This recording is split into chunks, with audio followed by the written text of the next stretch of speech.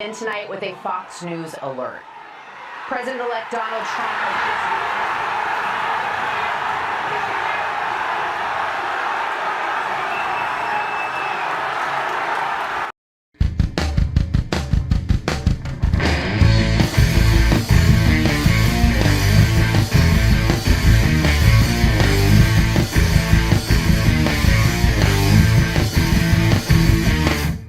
in tonight with a Fox News alert. President-elect Donald Trump has Whoops, players still open again. There we go. Sorry about that. I made that silly mistake again. Anyway, what's going on, everybody? Yeah, sorry for the days off. As I said on X, what's up, Jay? How's he doing, man? Good to see you. As I mentioned on X the other day, it was actually Thanksgiving night or the morning right after. I think I started feeling kind of crappy that night. But the next morning I woke up. I had two things going on. One, I felt just in general like really crappy. My sinuses were all clogged up. I was having really bad sniffles, really bad cough, and it was nasty. But on the part that was really bad, I would have probably still done the show and tried to just take some cold medicine and get on with it. But I haven't actually talked about this on the show yet. But I have a condition that I've had for a long time, years now, called it's an acronym. It's kind of a long and weird acronym: temporomandibular jaw disorder, TMJ. It's actually it's something when your jaw muscles that like connect your actual the jawbone to the base of your skull. The jaw muscles and tendons in that area get really strained, and they wear out to the point that they get so weak that they just naturally start like causing pain, almost throbbing, and it basically causes the whole half of your face to like get a very, very like just severe pain, almost to the point of like almost like a migraine headache, but not quite the same. You don't feel the same kind of sickness that you do when you have a migraine, but in terms of pain, it's almost unbearable, and it's something that you can only really just take Advil and wait for it to pass, because unfortunately there's not really much you can do about it. It's caused by a number of things. The onset for me was because of stress and anxiety, and I have been I won't go too far into this. I have been diagnosed with anxiety disorder and with panic disorder, but hey, free flow of information. I'm fine. But it does come in spurts, and sometimes it's not even because of that. It actually can be spurred on, and I think this was the case, just because your immune system might be down or something. So in cases where I've had a really bad flu or something, it can cause it to flare up because of that. It can come from a bunch of different random things, but basically all day that day I was just like I was just clenching my face like this the whole day, just not really able to talk very well. So that was the first day. The second day I was still feeling under the weather, but the problem with my jaw had mostly gone away. But anyway, yeah, that was at a point where I was still like, I don't want to go on and start talking and then have it flare back up, because then I'll end up, just who knows what'll happen. I probably won't be able to do it. And honestly, because of the fact that it was Saturday, and I didn't think I was going to be doing this, I figured, well, I guess since I missed Friday, missed Saturday, and because it's the holidays, it doesn't matter. But then I got to thinking about maybe doing something, maybe dropping some kind of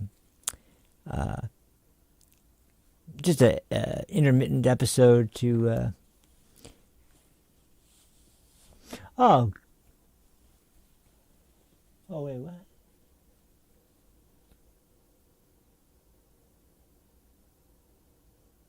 Oh man, dude, I am sorry to hear that, man. Oh Jesus. Oh man. Yeah, man, I'll be praying for damn, Jesus. Um Man, I don't even know what to say to that, man. I'm really sorry to hear that, man. God. Well, there goes my mood. I was actually feeling kind of in a good mood. Not anymore. I'll try to keep it lighthearted. Anyway, so because of something that popped up yesterday, and because I had been talking about this for almost all last week, the days that I was on last week, I figured I kind of have to do it now because, well, if you couldn't tell from the intro, I called it on this one, and it was not really a hard one to call in this case, but it is kind of interesting to see it come now. He did it. Kash Patel has been nominated for FBI director, and of course that has, well, it's caused some people to be as excited as you saw in the opening clip. It's caused some other people to freak out like they normally would. If it's about on the same level as Matt Gaetz, which I kind of guessed it would be about there. But they're trying not to, like, when you watch the actual, like, I saw that scumbag Jamie Raskin on Meet the Press, I think, or whatever it is on CNN. Earlier today, and he's trying to play it cool. You could tell he's trying to play it cool, but it's like, yeah, you could tell he's really pissed because and they always do this too when they talk about any kind of decision that's made that might be controversial. It's like, well, Christopher Wray was nominated by Trump as well. It's like, yeah. And Christopher Wray has, there's been an intermittent, about 5 or 6 years of time in between, and I can't say that Christopher Wray is not, he's not James Comey levels of bad, but like he's like, not much of a step up in terms of especially what he's been doing in the last few years with regards to, you can't tell me that the FBI who raids Trump's home, with the FBI director being Christopher Wray, the guy that he nominated, you can't tell me that is something that is on the level with a Trump-nominated FBI director. It's just nonsense. But anyway.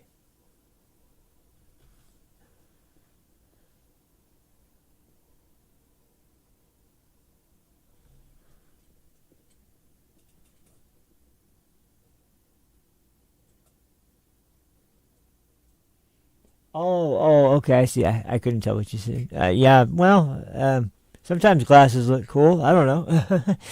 I know it probably is a pain in the ass, but yeah, as a matter of fact, I almost, I actually kind of stole them. I didn't really steal them. I just, borrowed them, and he never asked for them back until way later. But I had these fake glasses for a long time. They did have UV light protection and blue light protection, but they're essentially still just regular clear glasses like you would see reading glasses or something. But and I wore those almost all the time, and nobody really reacted. It was but I think everybody knew because I was the guy that I was friends with that I borrowed them from. We were always goofing around anyway, so I don't think anybody had any doubt that I was not needing glasses. It was a fashion statement. I was young for reals. Anyway, but no, that sucks. But hey, it's not so bad. I couldn't handle it, to be honest. If it was contacts, I don't think I could do it. I can't even use eye drops really well. It's hard as hell for me to open my eyes with any kind of liquid. I can't open my eyes really underwater. I can't do any of it. It's just, my eyes are not, they're too sensitive for that. Anyway, so, well, in regards to Cash Patel, well, we started out with, and I'll play a couple, I got a couple clips that are, and actually I have one that I kind of want to play because, just because I wanted to use it and I couldn't because for some reason when I tried to put another clip in the opening, it wouldn't let me use the volume, and the volume just stays off throughout the whole thing. I don't know why. And the first one would still play with all the people cheering, but something after it that I loaded without the first one loading, it wouldn't work. I don't know. They're recorded basically with the same device in the same way and the same program and everything else, but I don't know. It's kind of weird, but anyway. Oh yeah, that's right. So let me just cue it up because this is kind of a good representation of what I'm sure the hardcore lefties are like thinking. It's like, oh, okay, so what more proof do we need? Trump's obviously a fascist. Like, look at what...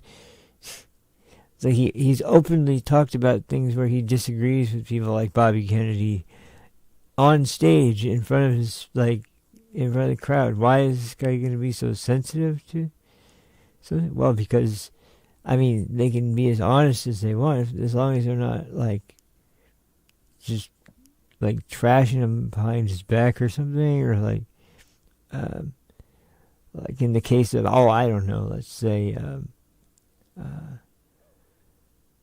former investigators from FBI who just happen to, remember every aspect of every conversation they had at Mar-a-Lago, and it's insane to think that there's no way, or there's some way that they would have had all this hidden footage.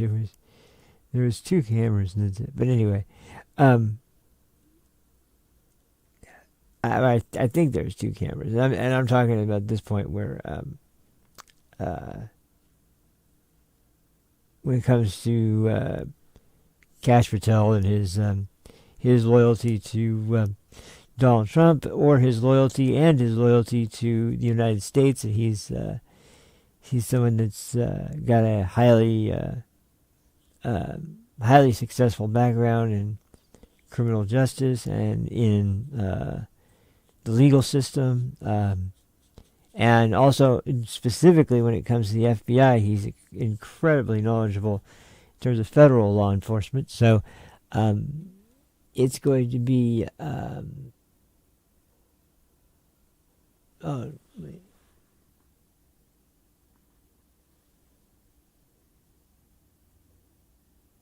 Oh, hell yeah, man, it's tattoo time.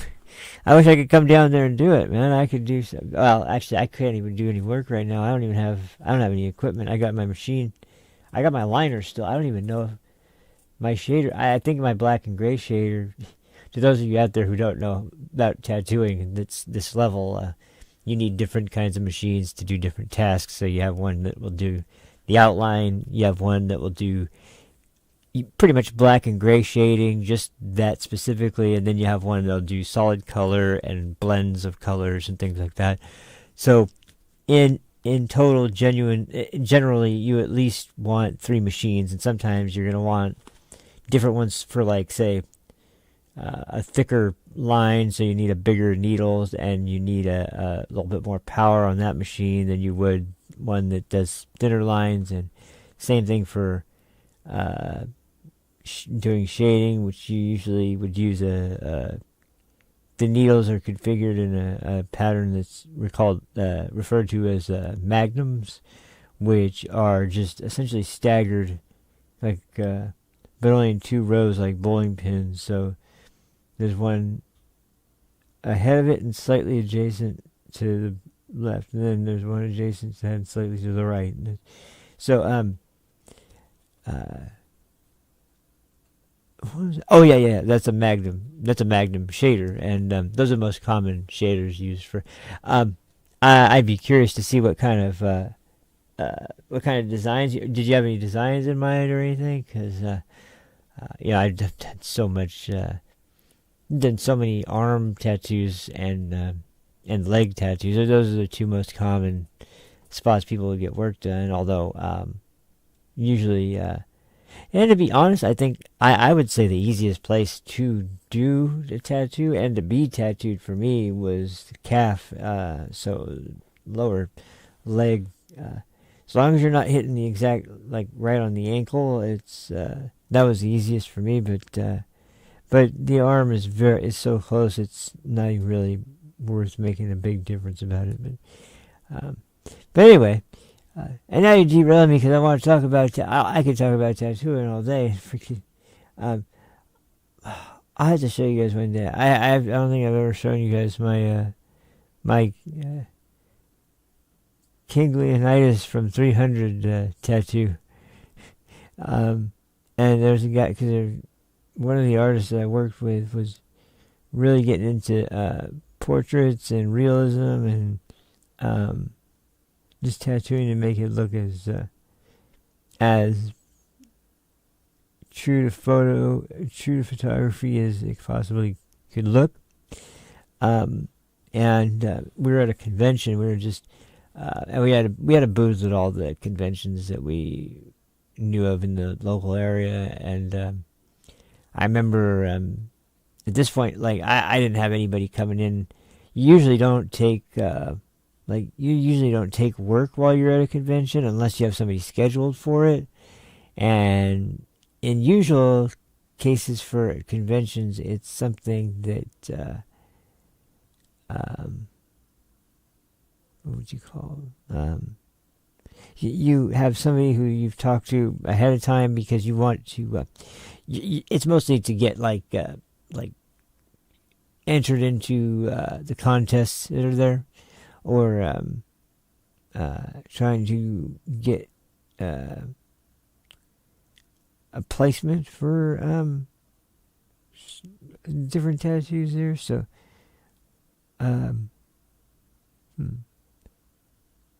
that's a strange one. Anyway, so I'm probably gonna be going back and forth between those things, but oh, here we go. Oh, nice, yeah, dude. I saw this amazing Mario tattoo the other day with some different toads, and I think it had a Goomba, a Piranha Plant, and a Koopa Troopa. And oh my god, the color! I don't know what kind of ink the dude was using, but man, that thing it just popped like crazy. And I've used bright colors. Like I preferred I was really specific about ink, and I bought what was the main I don't remember the name, but it was only one dude who made it in his house or at his home, and it was made without using any kind of like for the carrier. He used I can't remember the name, but it was a type of vodka, and it sounds kind of crazy, but it was kind of mentioned because you have to have some kind of carrier to break down the pigment. Yeah, that has to be mixed with water so it can be not so potent in how intense. And I'm gonna give you guys all a tattoo lesson.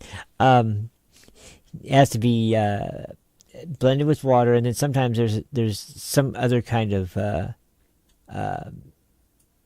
another kind of material mixed in with those two other carriers that kind of gives it a little bit more of a thickness to it, especially with color, with blacks, and dark grays and things like that. Like you don't really have to worry about it because black pigment is so naturally thick that it doesn't take. I mean, just even cut black ink, it's you have to use so much more water than black that it's a very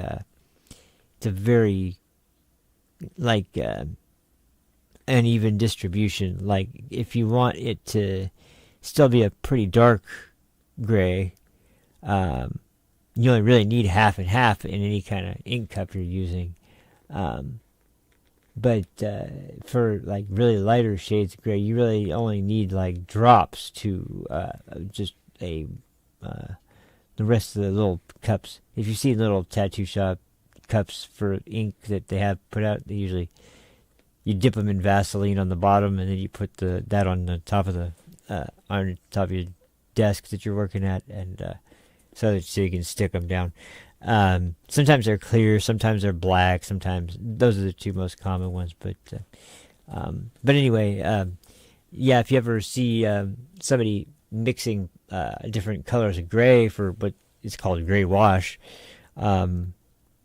they'll usually mix up like 3 to 4 different kinds of blacks that of varying degrees, and the most frequent way to do that is to have the last cup be like anywhere from 1 to 3 drops of black ink, and the rest just being straight distilled water. But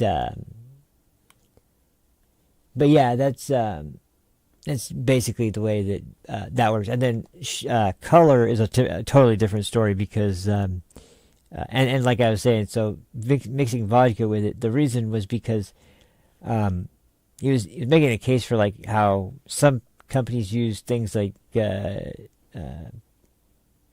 find in a pharmacy, like you find not necessarily isopropyl alcohol or anything like that, but things kind of similar to isopropyl alcohol that are going to cut it. And the argument that really made sense at the time that I was reading it and hearing about it is like, this is something that's going to be going into your skin. It's going to be under your skin for life. So think of it as just putting something in your body, and think of it like you're ingesting it. So put isopropyl alcohol or a bottle of vodka. Which one would you rather drink? And obviously, it makes sense that you would much rather drink. I mean, not the whole bottle, obviously, but you wouldn't want to drink either one in the whole bottle. But the point is that it's not nearly as like harmful to your skin or to the rest of your body to have something with a potato extract, basically. Like that's how vodka is made from, like wine's made from grapes, and vodka is made from potatoes. But there's like, it's infinitely better to have something natural like that as the carrier that you're using to go in. And so the guy that I wish I could remember his name so I could plug his ink. It's really good. He wouldn't sell to like most of the stuff I bought from shops that wouldn't sell to anywhere but to people that like were at a shop address or a business address they could confirm to be a tattoo shop, because they wouldn't sell to people who just did work. I think I've talked about this before. There's a term called, in the tattoo world, it's called scratchers. That's basically people that are doing work that haven't gone through a formal apprenticeship, that haven't been. There's a difference between, a guy who has been tattooing for years that does work on the side and will do work at people's houses, because, he's somebody who knows how to set up a space to do it, and he'll take the precautions necessary and will use the right kind of equipment, versus somebody who just bought something online, had it shipped to their home, and has been just using people to screw around on, and most of the time it looks like, I mean, I've seen some horror story tattoos, and it's just in fact, the guy that trained me, I had to cover up a handful of his tattoos with some random other stuff. I don't remember what I did last. I think it was something like, because he really liked Morrissey. I think it was either the Smiths or Morrissey. It had something to do with one or the other. he did have Morrissey tattoos, like as a front rocker. So yeah, that was a fun one. But and then this other guy, the guy that I worked with the last job I worked at, and I've talked about him before. He was like the best realism artist I'd ever worked with.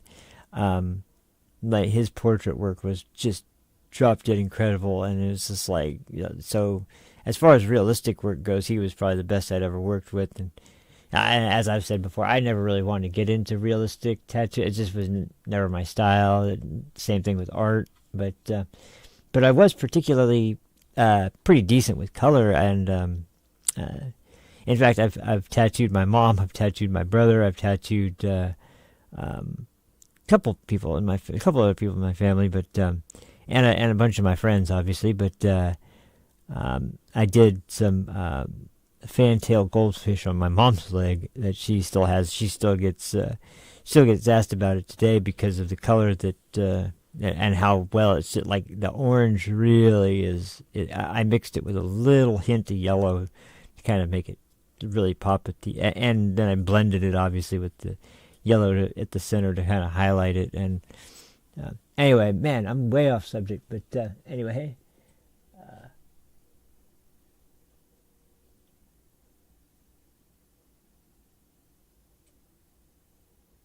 Oh, nice. Wait.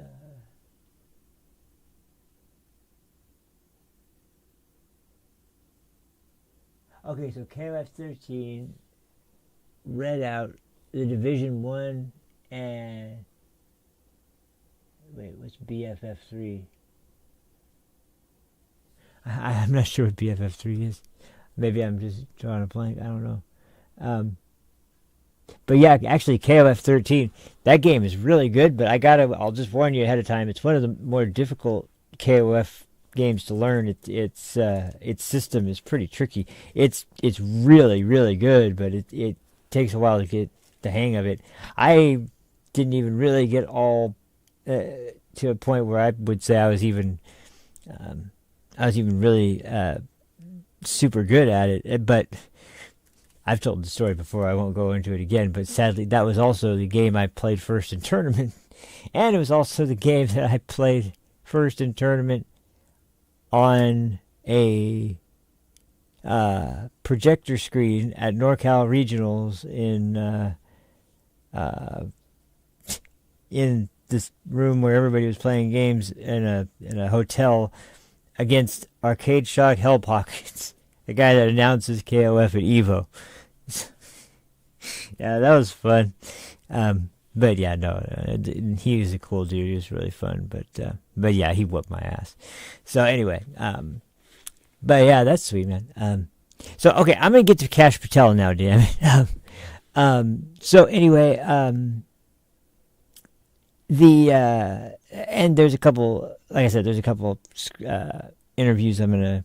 I'll probably play one interview and then just go into one description because, in fact, I'll just go ahead and play that clip now because Ted Cruz was asked about this, and I actually am surprised because there's been news about this this week, and it's been a lot. Oh, Battlefield 3. Okay, so it's just BF3. Okay, all right, got it. Yeah, I don't have 3. I have 4. But I don't have 3. I've wanted to get 3, and I guess maybe now would probably be a good time. It's probably on sale for dirt cheap right now. I don't know if it still has co-op. It probably doesn't actually now. It probably shut down. But do you have Dead Space 3 by any chance? I actually have that, and that game's really fun. Oh, and the Outlast Trials. I haven't even got a chance to play that yet. Anyway, back to Ted Cruz was on CNN, and same thing I think is probably happening with CNN that's happening with MSNBC, although it's probably way worse with MSNBC because of how bad that place is. But there's been a lot of talks about taking some of the more egregiously partisan anchors off the network, and or at the very least bringing in more people that are going to be able to argue the the opposing side, so it's not just one big echo chamber hug box that everybody goes to every day. But what's interesting is that this guy that's interviewing Ted Cruz seems like he's definitely former military, and he's referred to as such. Ted Cruz even calls him, I think, Major at some point. But he's the whole interview, I'm waiting for him to just kind of go off on a tirade, and he doesn't. He just kind of sticks to the questions, just asks them, and it's actually really refreshing to see that. But because typical CNN panel or host is not going to let statements like the ones Ted Cruz is saying to just he's not going to let that just go away. For the most part, they're gonna fight back against it the whole time. And MSNBC is 10 times as worse. In fact, if you haven't heard the other interesting news that's come up regarding a discovery about what happened to some of the money from the Harris campaign, this one's a doozy. So we all know that there was $2 billion. Now she's like $20 million in debt because she spent way more than she had, even though she had $2 freaking billion for the campaign. But it turns out that aside from that stupid, what was it called? Call Her Daddy, or I'd never heard anything about that podcast before. With the name, I can understand why it sounds about as dumb and like representing like the lowest common denominator of people who would be interested in podcasts. But they rebuild that set, and then there was paying for all this random appearance of somebody who's really famous, and we're gonna get Obama, we're gonna get freaking what was the big one? Queen Latifah. What was the big one? It was Beyonce. That was the big one. It's Beyonce. And then nobody knew she wasn't going to do a performance. She was just going there to do a short speech and introduce her. But that cost like a couple $1 million just for that appearance. And then there was the Oprah one, which was another couple $1 million. But the most egregious one was that she actually paid Al Sharpton's one of his pyramid schemes, no doubt. I can't even remember what the name of the organization is, but it directly is his company, and or his. I think they said it was a non-profit, but I mean, God, if there's a scam that you can think of, Al Sharpton has been a part of it at some point in his long and disgraced career in terms of consistently trying to divide American people by tribalistic nonsense, and he's still at it today. He's just doesn't have the same youthful fury flowing through him when he's discussing things like this. So, yeah, unfortunately, unfortunately, he's not going to be. Well, anyway, the point is that they're trying to hopefully on their end get that stuff together, but Sharpton looks like he may be on the chopping block, and if he's not, he's at least going to drastically be lowered. But I think I talked about last week, like Rachel Maddow makes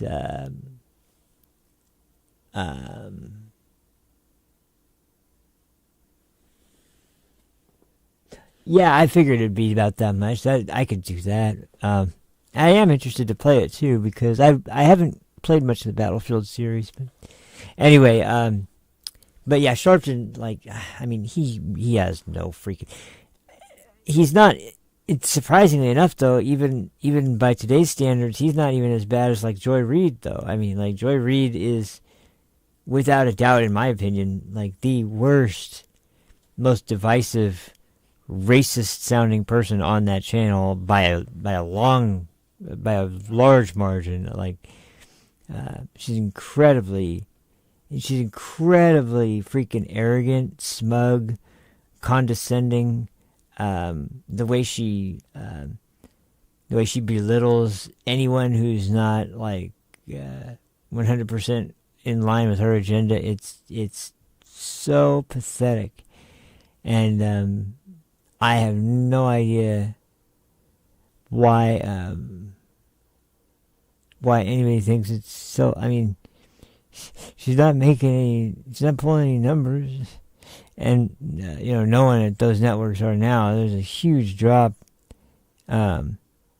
Literally, people, when they put the chart up of months leading up to the election, and then the day of the election, and afterwards, it's like this big spike, and then it just goes all the way down to like below where they normally are. So, and then there was, of course, the incident with Jeff Bezos and the Washington Post and not endorsing a candidate for the first time in a long time, and he tried to give a response about how this is to not endorse a political candidate, which, okay, I could kind of respect that, except I think it's more out of self-preservation than worrying about anything else. Because, that's just not at all the kind of thing you would have on a actual news show or something that resembles journalism in the slightest. But anyway, so this guy is actually kind of a breath of fresh air, but then we'll talk about some of the other reactions that I've heard, because, I've heard some of the ideas that Cash wants to do as soon as he gets there, and, to be honest, it sounds pretty good to me, so, but anyway, let me pull this clip up. First I'm going to bring up the one that I thought was hilarious, and then I'll bring up the other one, but,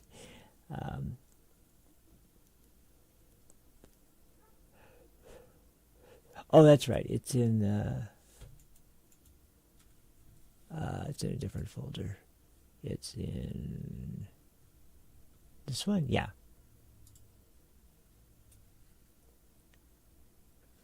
Okay, I think it's yeah. Okay.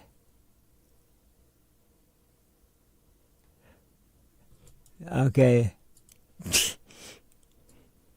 Yeah, so it's only like 5 seconds, but it's worth it. It's worth the 5 seconds because this is just hilarious. But here, let me hit these off and then go to this. There we go. And then fuck around and find out. So watch this lesson carefully. So.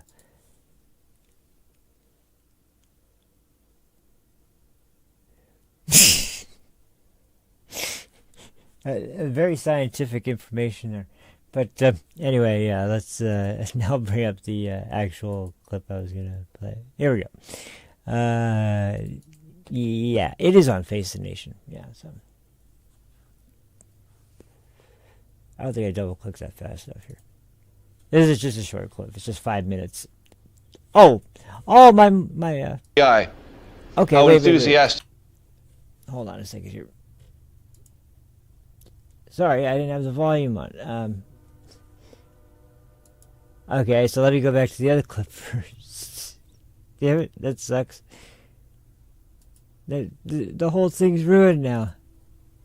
As you can see, the more you fuck around, the more you're going to find out. Okay, there we go. Now you know what you say.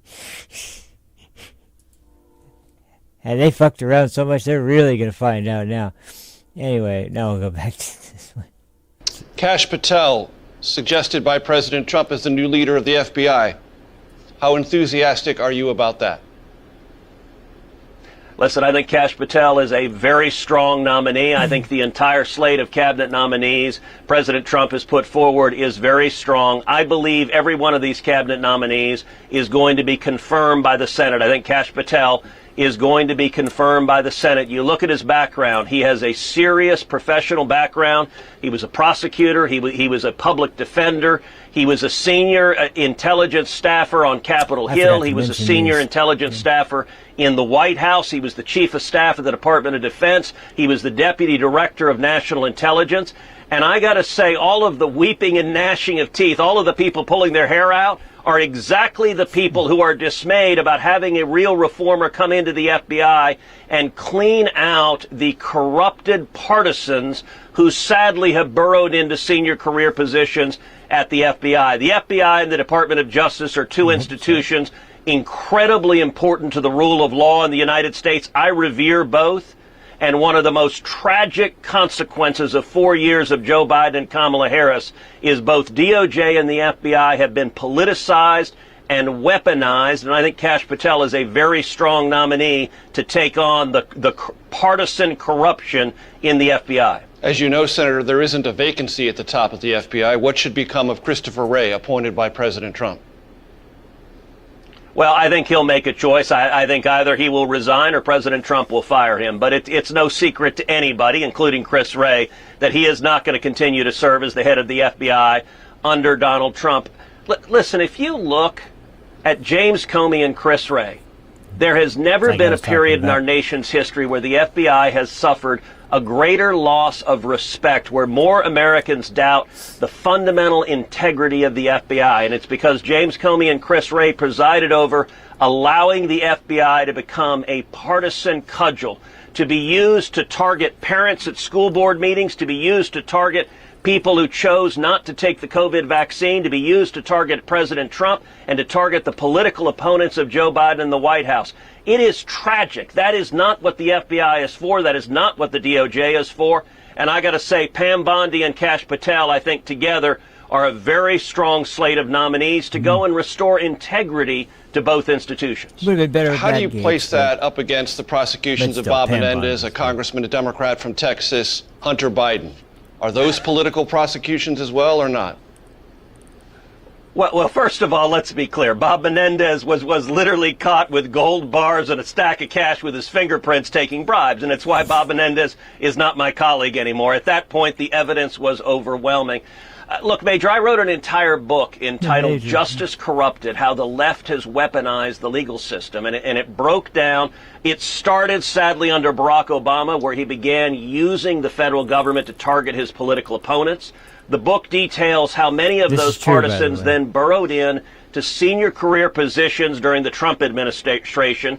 They waged war against President Trump during his first term. And now under Joe Biden, they have been open and brazen, and I think it has done unbelievable damage to the integrity of the Department of Justice and the FBI. I think Merrick Garland will go down in history as the most partisan attorney general our nation has ever seen. And I got to say, I hear regularly from prosecutors, from FBI agents who are deeply dismayed about the institution they've devoted a lifetime working for. Because, listen, I don't want a Republican Department of Justice. I don't want a Democrat Department of Justice. I want a Department of Justice and an FBI that enforces the law regardless of party. And sadly, we haven't seen that these last 4 years. Yeah, so there's some...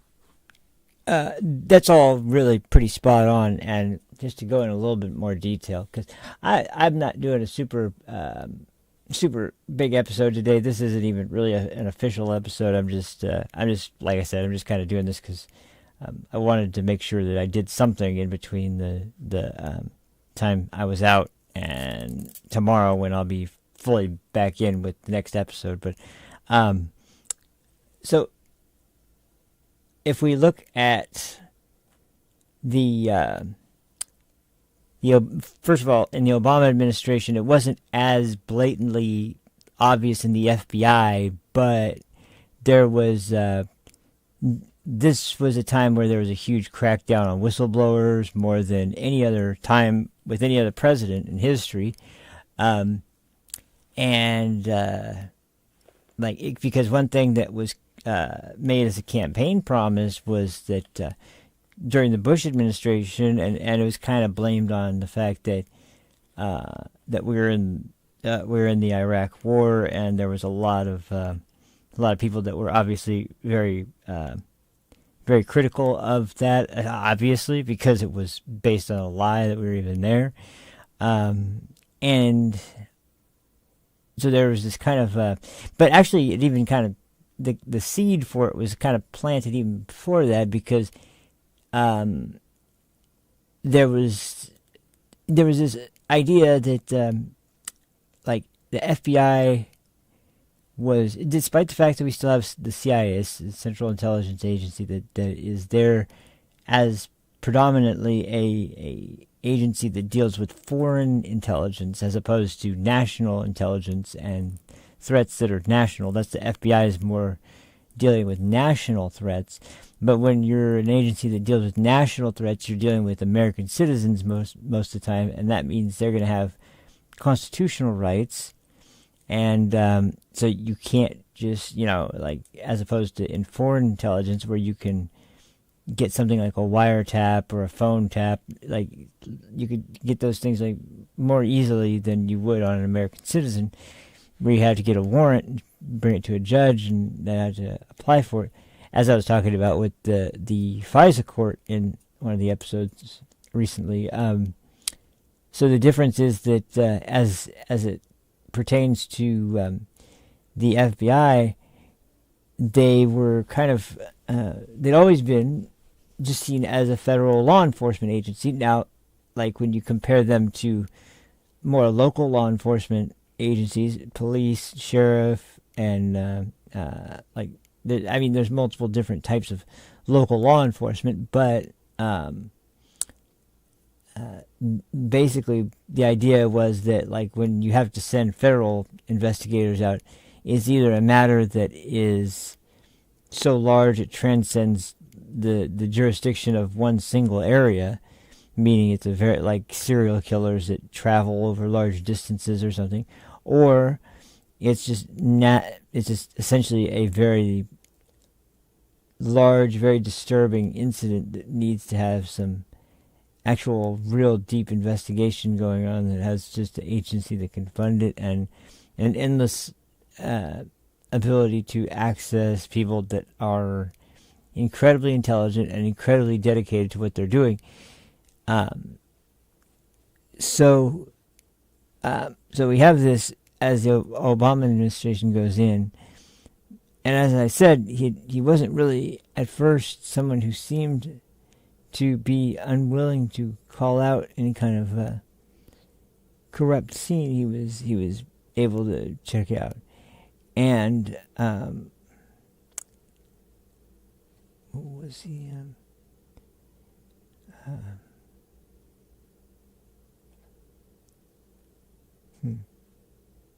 Well, anyway, the point is that at that point, when they were coming into the that phase of the Bush administration, they established that was when the Department of Homeland Security was established, and the idea originally was that it was supposed to be an agency that allowed for more of a free flow of information between the multiple different federal law enforcement agencies and intelligence agencies. So if there was if Department of Justice as a whole was aware of something that needed to be investigated by someone, say in the FBI, they would allow that employee of the government as a officer of the DOJ, or as an employee at DOJ, and as somebody who is in that situation more than likely blowing the whistle on something he sees as corrupt, you would want the sort of same ability of oversight that you would if you're in any other country, like, or not any other country, but like as any other American. But what they did was, and this is what Edward Snowden kind of blew the whistle on, was, and this was during the Obama administration, is that they had started becoming so, like, focused on just gathering information and gathering data on American citizens that they weren't. I mean, the amount of data they were compiling was getting just massive, and I can only imagine, how big that storage space has to be to fit all that information now. And even Edward Snowden was talking about, most of this stuff is never going to be looked at. Most of it's never going to be read or researched. It's just being thrown into a big pot of information that the government just wants to have, and that sounds so. I really can't fathom how that wouldn't be considered like an abuse of your authority, your position, to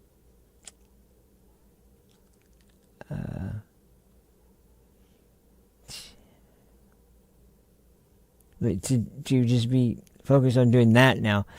And so Edward Snowden fled the country, of course, and he's still he's still not. I mean, there's no sign he's going to be pardoned, unlike Julian Assange, because that wasn't a case that was. He was never extradited back to the U.S. That was handled by a different country. But when it comes to Snowden, like, he's never going to be pardoned, despite the fact that he really did blow the whistle on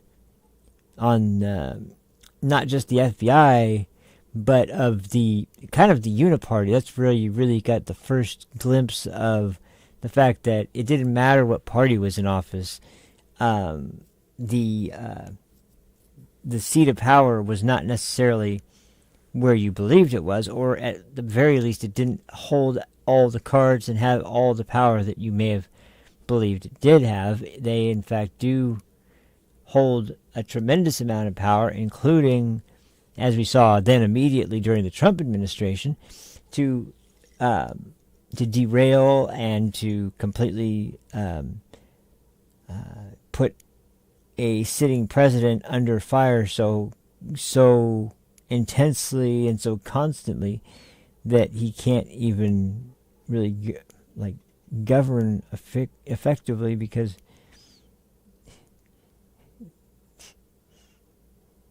you see this guy. I'm sorry, you don't see it. The point is that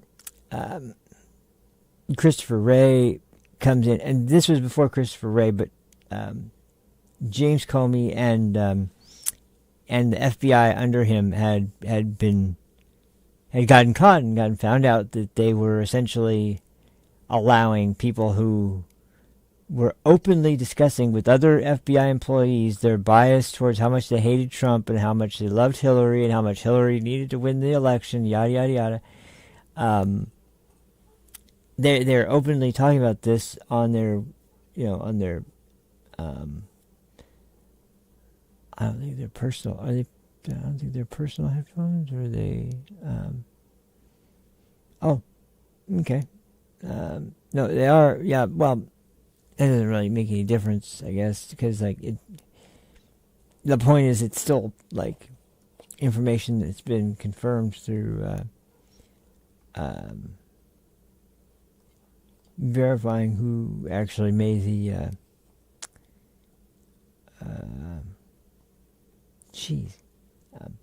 Which side made the allegation of wrongdoing. So anyway, the point is that James Comey takes it upon himself to well, I mean, he assigned a bunch of people to the case, and I don't even know. We still don't know. And this was Cash's point during that interview on. I played the interview with Maria Bartiromo. That we still don't even know all the details behind the whole Russiagate situation with Trump. So, at what point did Peter Strzok and Lisa Page get assigned to this case? We know that he was the author of the documents for attempts for was it a mistrial or was it just I don't remember who it was, but either way, he came before Congress and he's talking about how, and I talked about this a little bit too, that like, well, we don't have any proof for sure that Trump knowingly accepted help from the foreign government you're talking about, but that doesn't mean that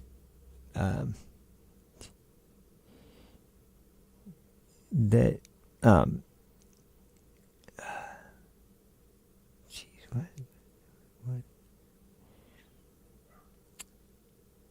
Oh, yeah. It doesn't really matter, like, what at what point it happened. The point is that it was obviously just a hoax.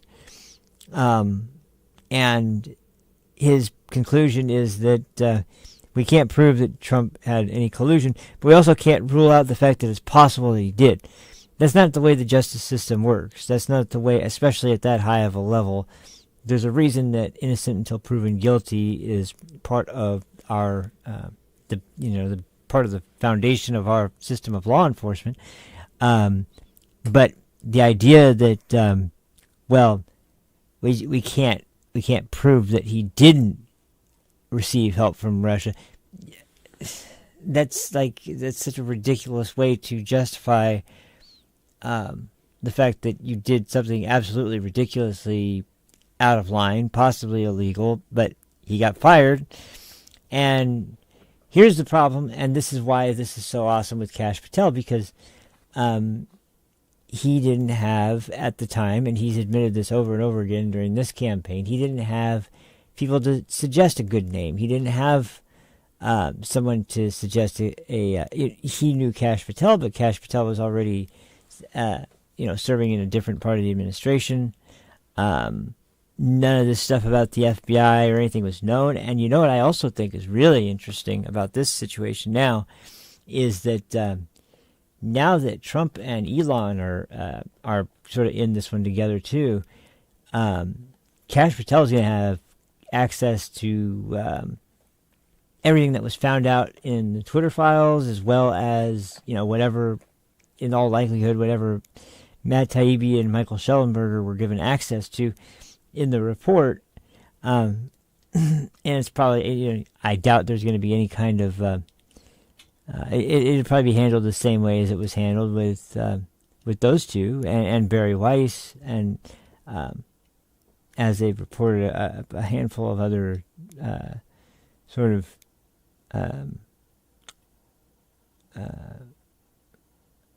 I guess underground styled what's it called? Well, it's not going to be below the level. We could just say that. It's not going to be like, because Elon Musk was clearly wanting to make sure that we knew the content, but not persecuting any citizen for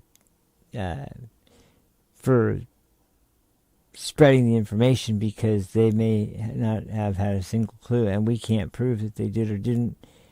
And this is the problem where everything that's been done under this FBI has been so fucked up, because it's literally like when it comes to the January 6th defendants, they go in and have used everything from geolocation on people's cell phones to their flight records to where they were in the country on that day. Were they in Washington, D.C.? If so, where? Did somebody see them? And they do this because of a group where you can dispute January 6th all you want, but at the end of the day, the bottom line is not one Capitol Police officer or not one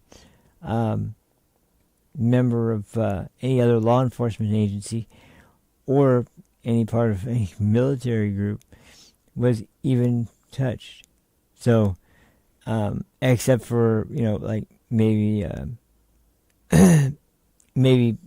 having scumbags like Adam Schiff, you might find something. But just the point is that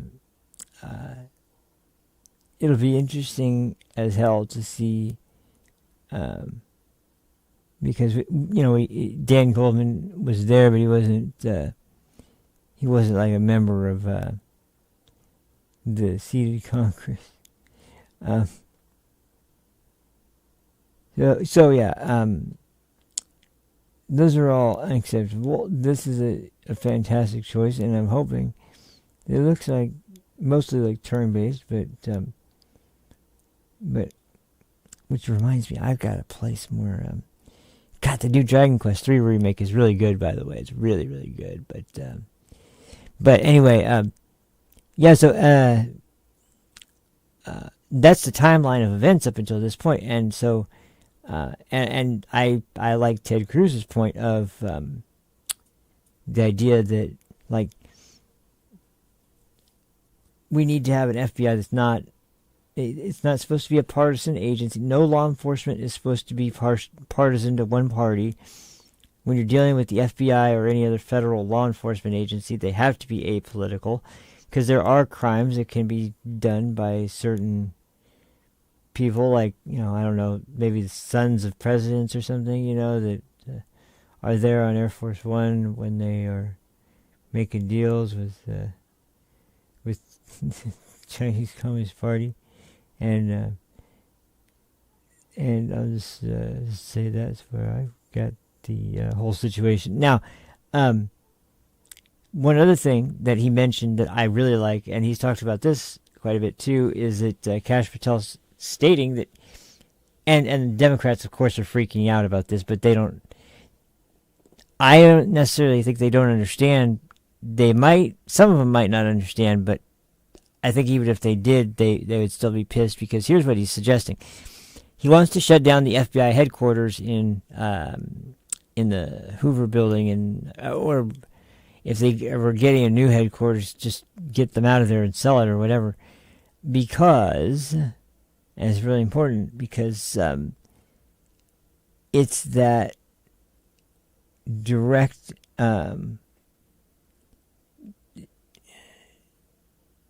direct line statement. Yeah, because so what he's suggesting is that instead of having that be there, we move the FBI headquarters to a different state that's not where every other federal agency or what do you call those,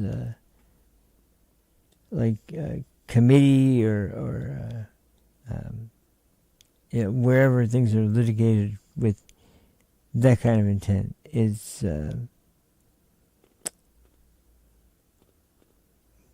it's still it's not bad, but anyway, the idea of having it be outside of DC, that's a great idea. More agencies should be moving outside of DC. Maybe even the IRS. That would be a good idea, to have them move out of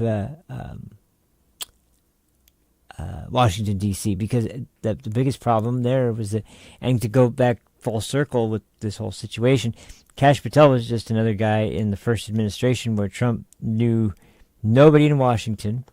He was trying to go off the advice of people he thought he could trust, and a lot of them were obviously not trustworthy, but the combination of picking the loose cabinet positions that are like probably at the time particularly struggling in a lot of ways. There is what's it called?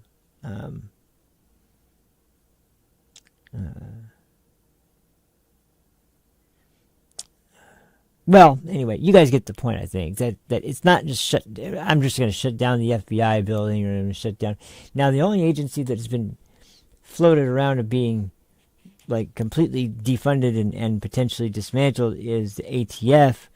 And there's kind of a good reason for that, I'd say, is because I don't see why you need an ATF at this point in time, because that agency was funded potentially in the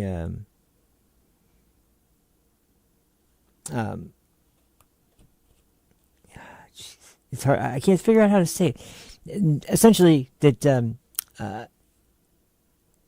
like they do the same thing, and it is essentially an organization that when you look at ATF, alcohol, tobacco, firearms, well, the alcohol and the tobacco part, I guess the tobacco part is like, especially here in California, where they apparently just decided they had the ability to remove. Which, by the way, I'm still pissed off about this, which is why I'll just say it right here, because I'm still pissed off that they've decided that they can tell the citizens of California that that you can smoke, but you can't smoke menthol cigarettes. No stores are going to sell menthol cigarettes anymore because we know it's best for you. Now, there is some truth to that. There's been studies that have shown that the effects of smoking can be worse when people smoke menthol. However, okay, I know that, but I know smoking's bad for you anyway. So what are you attempting to do? Well, they're using the same flawed strategy of trying to get people to quit smoking by raising the price, and then by now, not now, this was like years ago, but, or at least maybe a year and a half ago. Yeah, a year and a half ago, I think. But the point is that, then they stopped appearing. Now, you can still get brands like Newport and Cools and things like that, but it makes no sense. They're not menthol anymore. However, we put our heads, me and my brother put our noggins together at first, and first we were using menthol flavoring in the filters, and that worked pretty well. But then I started going to this new smoke shop, and where did they go? I just had them. Okay, I'll show you, because this is I just found out about these like this month, and it's remarkable. Where did I put them? Oops, sorry about that. And this is not. This isn't necessarily related directly to the FBI, but well, this is an old case. I'll just use this one because I can't find the one. It's got to be here somewhere, but I think it just fell on the ground somewhere, and I just can't see it.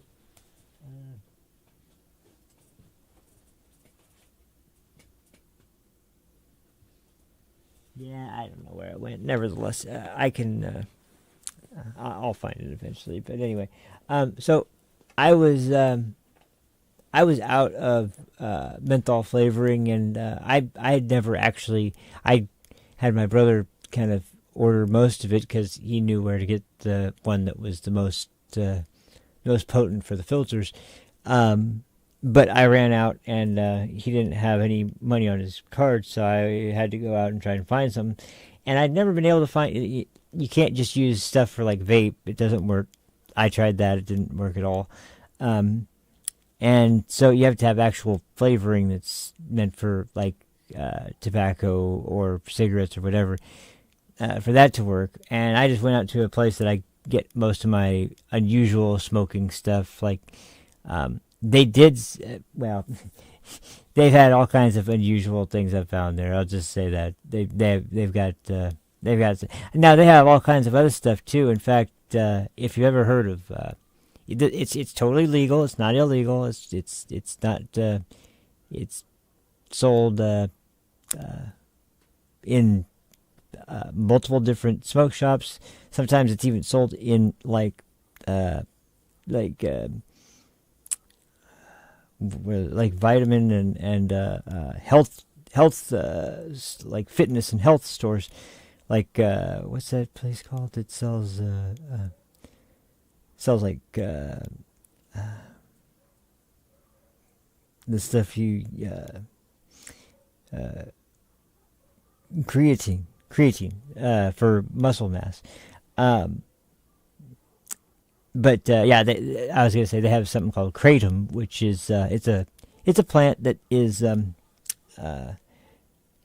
essentially used. Mostly, it's used for different kinds of tea, but it can be put into dissolving capsules and taken like a tablet, and it's essentially now bear in mind, like, one thing that's interesting about this is that it's not got any physical dependency issues that come along with it. which is really crazy because it's like similarly to where people get confused about this. Marijuana is not really necessarily physically addicting. It is mentally addicting, however. So, in other words, you won't have the withdrawal symptoms like you would if you're coming off of something like heroin. If you stop smoking weed, you're going to notice mental changes, and you're going to have some different. Like for me, I remember when I needed to.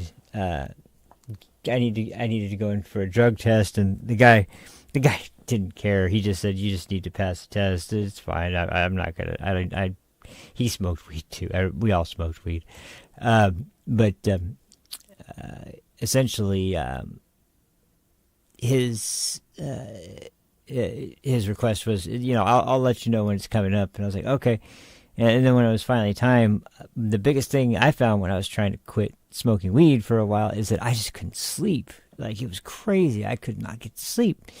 It was nuts. And because I had problems when I was younger with insomnia, but they just hadn't really been an issue for a long time. Finally, all of a sudden, then, after I'd been smoking weed, and bear in mind, like, I'm a lightweight with everything. Like, there was a time where I drank a decent amount, and not I was never like a drunk, but I never even drank, multiple like days in a row. There was always a period of time in between times I would drink, but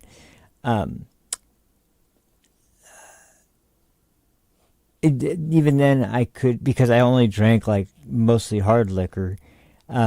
I got to a point where my tolerance was all right with alcohol, but even still then I was like, it's still pretty lightweight. With weed, I've always been a total light. With everything, I've always been a total lightweight. No matter what it is, it doesn't take much for me to get the effects working pretty well. But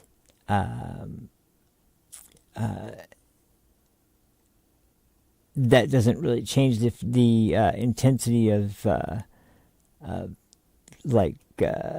certain effects that I can feel from different things. I decided to quit taking, or have to quit taking for whatever reason. And I remember that, like, that was the only thing. Like, I've been through different detoxes where there has been like withdrawal symptoms, and they suck. They really suck. But with weed, you don't really have that. And this is the same way. This stuff, it's called kratom, like I said. But what it is used for is it has a similar relaxing feeling to opium or opioids or things like that. But it doesn't stimulate the opioid receptors in your brain, and it also isn't, like I said, it doesn't cause dependency. And in some Asian countries, it's actually used to treat people who are trying to detox off of heroin or opiates. So it's because it doesn't.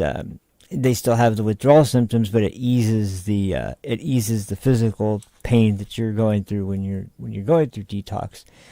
And so when it came over here, it was very, very like not known very well. It was very, oh man, the screen just shut off. I thought my computer died. Anyway,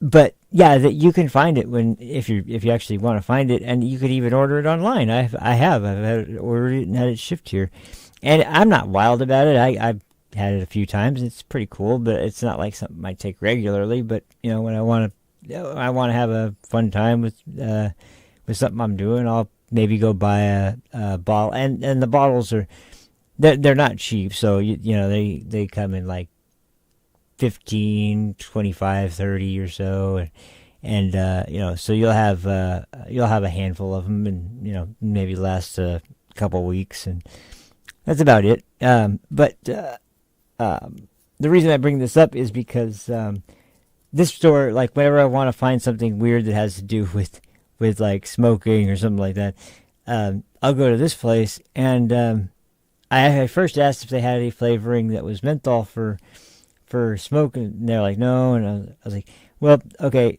I'm looking for something that like you could use to because they did give me one thing before. It didn't really work too well. There were like these.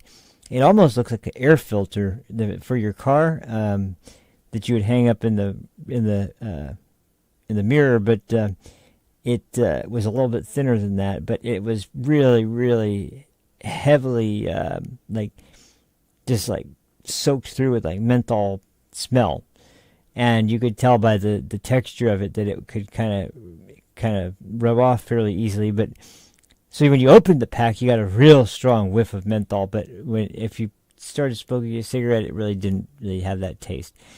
So I asked if there's anything you have that you can put on the filter or something, and he immediately went to the shelves. He pulled off these two things. I bought both of them now, but this is the one that I have right now. So it's a little capsule like this, and the reason I was looking for the other one, there's a bunch of little beads in here. Now, in the process of banning all menthol cigarettes, that means crush menthol cigarettes. For like Camel was the first to come out with it, but since then Marlboro's come out with it. A couple other companies have different crush cigarettes where you have the little menthol capsule in the cigarette, and if you crush it, then you can get the menthol flavoring if you want it to be a menthol cigarette, and if you don't crush the capsule. They actually sell these there that have about a good chunk of little beads in it, and then you use one end to puncture a hole into the filter, and the other end to put it into the filter, and then you can use it, and it works like a regular crush. Blew my mind. Couldn't believe it. And I almost forgot the point of the story. The point of the story is that like California is with its its mottos of freedom and everybody's free to exercise their rights here. Like, yeah, sure, except for when we've had lockdowns in our schools. I wasn't of the age to be going to school, luckily, but we had some of the worst learning loss in the country due to COVID, and some of the longest mask restrictions, some of the longest lockdowns, some of the longest. Now, we also had some of the strictest vaccine requirements. Luckily for me, and as I've said before, I didn't get the vax. I didn't need to get the vax. I got COVID, and I figured that I didn't want to get the vax after getting natural immunity, and I haven't had a case of COVID except for one other time after that. I've had it twice. So, and the second time I barely even really noticed I even had it. I only noticed it because of I don't know if this is common. I never talked to that many people about it, but the giveaway for me was your tongue losing kind of the taste sensation. Like, things have very little taste, or they have a taste that just is completely like off. It just doesn't taste at all right. Like, it doesn't really taste much like anything, but it has this like, I don't know. It's a weird way to. This is a very weird experience to go through, but other than that, it just feels kind of like a kind of a flu, but without the stomach issues for me. Like, it was the same sort of feeling of bodily weariness, of a type of fever that kind of comes in and out a little bit, but at times where it is coming through, you just kind of feel hot all over, and so I mean, like, as I've said before, I can't believe that's what sent people into a panic, aside from the people that already had comorbidities. But the point being that this is all stuff that is when government gets to a point where they need to find reasons to exist, and they need to find new things to do, and they need to find new ways to, like, as far as I can tell, when it comes to the state of California, one of the reasons smokers have been so heavily punished, like, it started with taxes, and then the taxes increased again and again and again, and then they pull out this menthol ban, and they put it under the guise of wanting to get people to stop smoking cigarettes. I really don't think that's what it is. I think that at first it was based on they're hoping to collect more in taxes because the state is so ridiculously over budget. It's ridiculous. We have so much debt in this state. It's just like you wouldn't. The most irresponsible group of people in the world would have to, which they have been in charge of this state. But what gets me every time is that, like, there's never anything that happens to alcohol.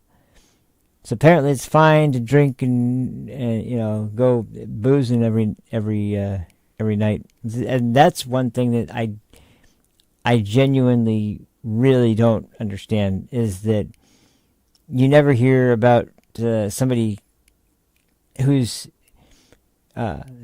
smoking cigarettes, and I mean, maybe it does happen, but I haven't heard of a case myself ever. I've heard of more cases of cell phones or of drunk driving than of someone who is too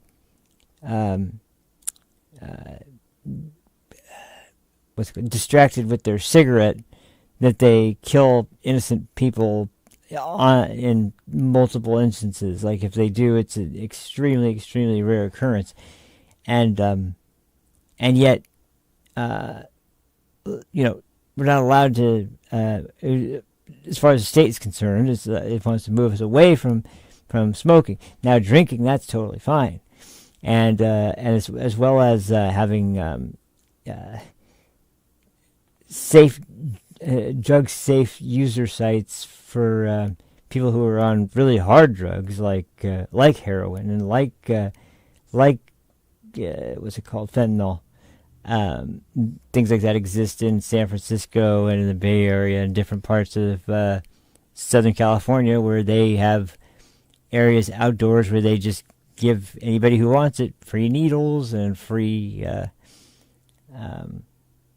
crack pipes, free tinfoil, free whatever, so that they're okay, yeah, they're doing their hard drugs, but at least they won't be passing around those diseases. So yeah, everything's cool. No, everything's not cool. Everything looks like a fucking dystopian wasteland. I mean, it really is, and it's like, where are we? What country are we in when you go to these places?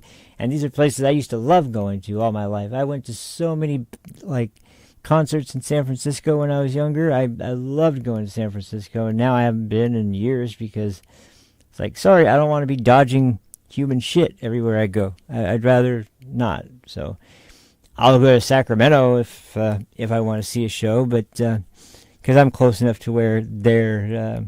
I've said, I'm in the valley, so getting to San Francisco is not super long distance.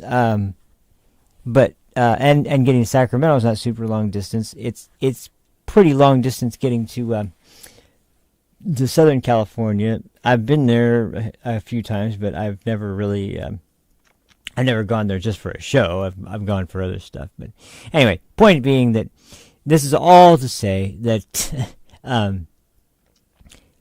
The consolidation of the federal government, and even state government sometimes in this case, but especially the federal government, when they don't have a reason to do what they're meant to do anymore, they find new reasons to exist. And those reasons could be completely removed entirely from what they were intended on doing from the beginning. But there's just, there's the ongoing take that that once you start a federal agency, it will never stop. It will just continue perpetuating itself with new reasons to keep going, and that is the point behind ATF, is that alcohol, tobacco, and firearms, the only thing they really even deal with anymore is firearms, and all they're doing with it is trying to poke holes in the Second Amendment.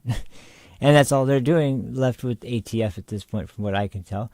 And anything serious that involves the A or the T, alcohol or tobacco, the states are taking it away. And when it's really a firearms issue, like really like illegal firearms issue, then it's going to be in the hands of actual law enforcement, or we're talking SWAT teams, we're talking National Guard sometimes, we're talking really heavy armed law enforcement agencies, or I can't say the military, but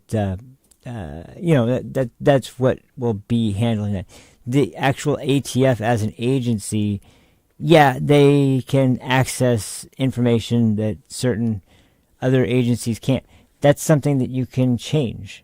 That's something that you can easily readjust for, and that's something that, quite honestly, another issue arises once again is the overclassification of so much information.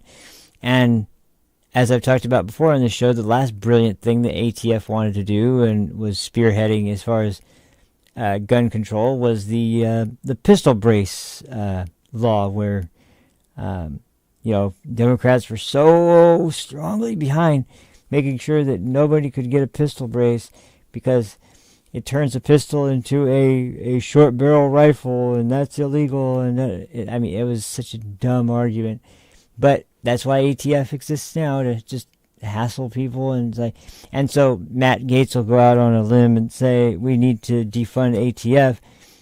They go, "Oh, you're crazy. That's a terrible thing. How could these are brave men and women who really? Need I remind you of BLM and defund the police?" Because I think that local police en masse do a whole hell of a lot more on a daily basis than the ATF does in a freaking year. But I don't know. I could be wrong about that. I'm not saying anything wrong about being an ATF agent, but to insinuate that there's something blasphemous almost about suggesting that ATF is an agency that we could cut and survive without. I'm sorry, that's not something that it should be off the table for lawmakers. So, that anyway, and that's what Kash Patel is getting at with the FBI, not to dissolve it, but to remove it from the seat of the bureaucratic state that is Washington, D.C. And I think that nothing but good would arise out of that if it wasn't directly an agency that was so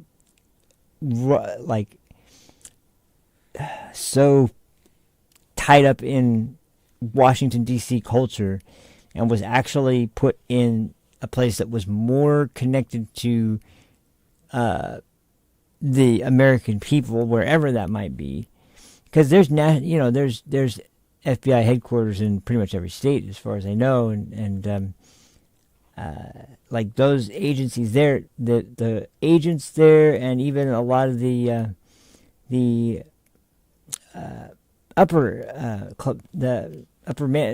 higher level agents there are all very brave, very hardworking agents that want to do their job.